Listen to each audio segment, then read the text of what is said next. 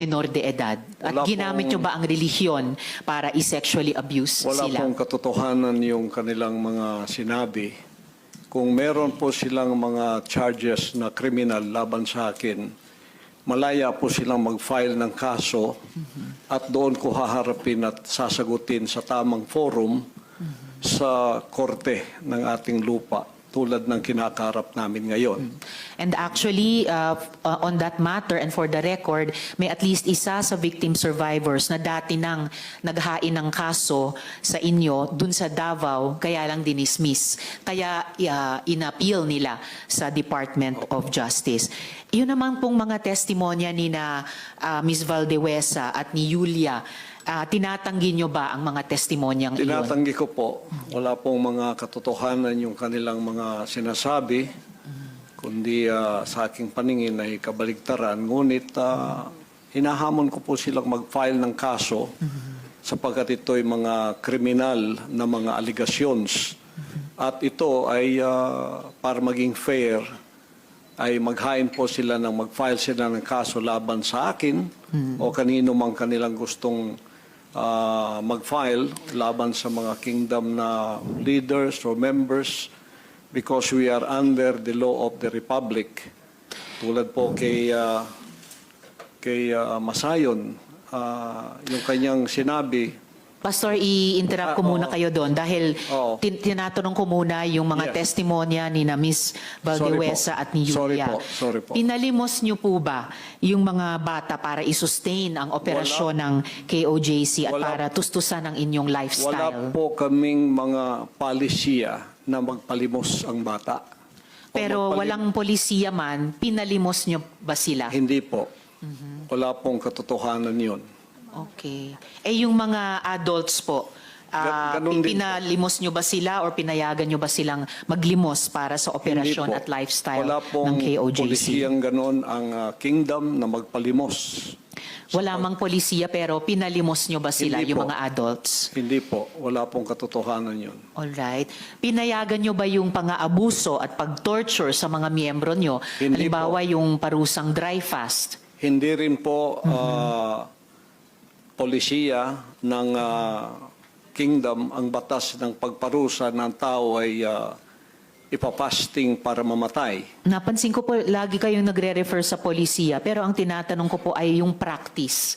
So, pinaabuso nyo ba, pinatotorture nyo ba yung mga miyembro nyo? Pinapa-dry fast nyo ba sila? Sa freedom of religion po natin, meron tayong separation of church and state. At tulad ng sinabi ko, yung fasting ay voluntary kung tatanggapin mo. Hindi po ipinipilit. Alright. Kayo ba yung nakaisip nung modus na piliting magpakasal yung mga miyembro nyo na hindi naman magkarelasyon para manatili sila sa ibang bansa? Sino pong nakaisip nun, nung modus na yon? Because this is under the investigation already, I invoke my right to remain silent on this issue. Alright.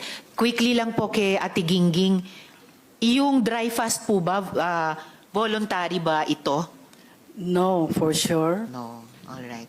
Salamat It po. was an instruction. Instruction. So, hindi siya voluntaryo, instruction or utos siya. Alright. Salamat po. Mr. Kibuloy, boses nyo ba yung nasa audio file kanina, yung binabantaan mo yung si Stephanie o si Pane? Kailangan po i-authenticate kasi ngayon malakas ang AI. So pero boses nyo ba yon yung nagbabanta kay Pane o kay Stephanie? It appears na parang boses ko. Pero hindi ko po ma-authenticate kasi ngayong panahon na to malakas ang AI. At sino po si Stephanie Ibarra? Sino po si Pane? Isa po sa mga manggagawa. Manggagawa. Ano po yung relationship o relasyon nyo kay Pane o Stephanie Ibarra? Isa pong manggagawa. Isang manggagawa. Pero hindi ba totoo na kinupkup nyo siya, kinuha nyo sa inyong pag-aalaga nung siya ay 2 years old pa lamang?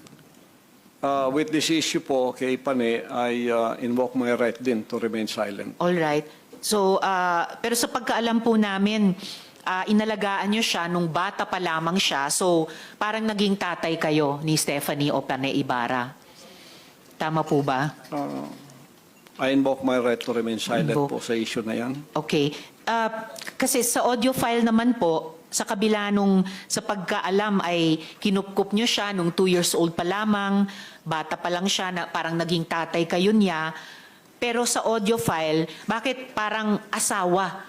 Asawa nyo kung ituring itong si Stephanie Opane. I invoke my right to remain silent on that Alright. issue rin po. Ngayon po, kino-confirm nyo po ba na meron kayong isang hukbo o private army sa inyong disposal? At ano po iyang tinatawag na angels of death? Yan po ay kasinungalingan at kung yan ay akusasyon, inihiling ko ang accuser na mag-file siya ng kaso laban sa akin. Okay. So, sinasabi nyo kasinungalingan yung isang hukbo na nasa inyong disposal. Opo. Pero ano naman po yung angels of death?